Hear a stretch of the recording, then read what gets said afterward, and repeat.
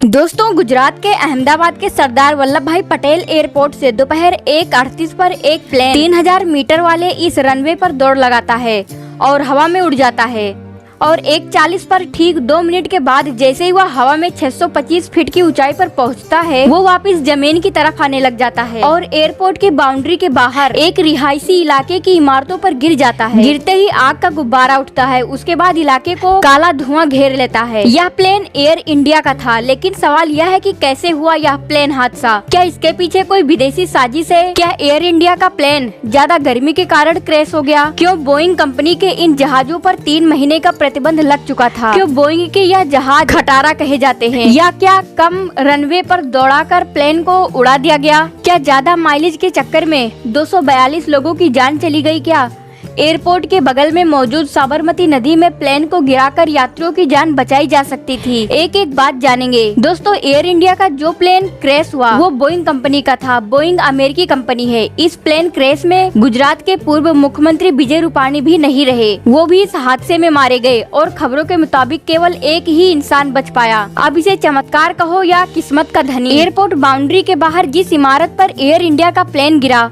उसमें आधा प्लेन इमारत के इस ओर फंस गया और आधा दूसरी ओर। आधा जमीन पर गिर गया। प्लेन के टायर इमारत में फंसे रह गए। कुछ टायर जमीन पर बिखरे हुए मिले। प्लेन कई जगहों पर बिखरे हुए मिले। प्लेन कई जगहों से टूट गया।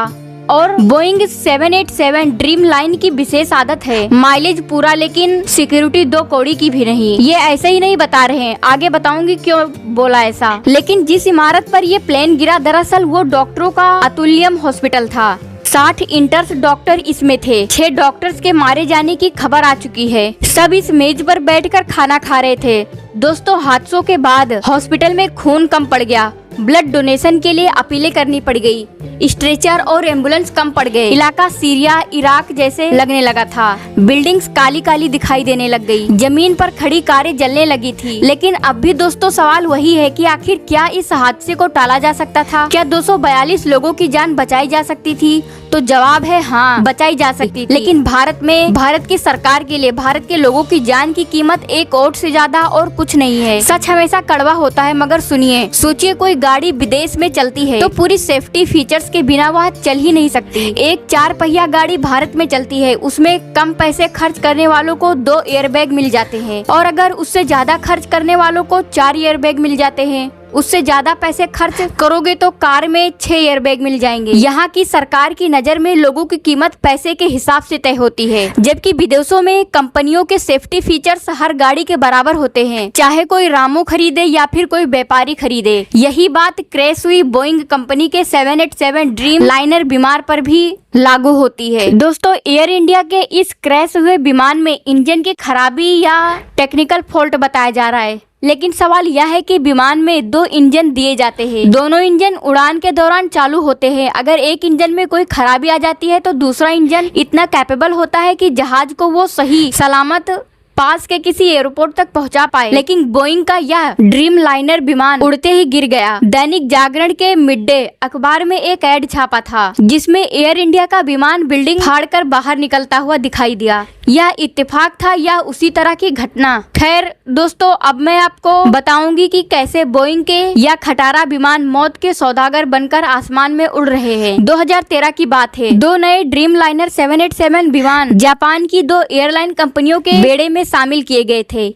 इनमें लगे बैटरी में आग लग गई और आग लगने के चलते उसकी इमरजेंसी लैंडिंग करवानी पड़ी और इसीलिए फेडरल एविएशन एडमिनिस्ट्रेशन ने 3 महीने के लिए दुनिया भर में सभी ड्रीम लाइनर विमानों की उड़ानों पर रोक लगा दी थी। उसके बाद बोइंग ने अपने बैटरी सिस्टम और उसे इंजन की गर्मी से बचाने के तरीके में कई सुधार किए थे। 2020 से 2022 के दौरान ड्रीम लाइनर में कई मैन्युफैक्चरिंग डिफेक्ट की खबरें आई थी। बोइंग ने भी माना था कि ड्रीम लाइनर की मैन्युफैक्चरिंग में कई तरह के फॉल्ट्स हैं। अप्रैल 2024 में दोस्तों बोइंग में काम करने वाले एक विस्ल ब्लोअर ने दावा किया था कि ड्रीम लाइनर 787 की बॉडी के कुछ हिस्से ठीक से नहीं जुड़े हैं और यह उड़ानों के दौरान बीच में ही टूट सकते हैं। तो इस प्लेन क्रैश के कई कारण बताए जा रहे हैं। जैसे पहला कारण है डबल इंजन फेल्योर यानी दोनों ही इंजन एक साथ फेल हो गए। दूसरा कारण है स्टॉल हो जाना, मतलब जब विमान की नोज यानी आगे निकली हुई जो एक चोंच होती है जो बहुत ज्यादा ऊपर की ओर हो जाती है, तो विंग्स पर हवा पर प्रवाह सही तरीके से नहीं हो पाता है। इससे लिफ्ट यानी विमान को ऊपर उठाने वाली ताकत जो है कम हो जाती है।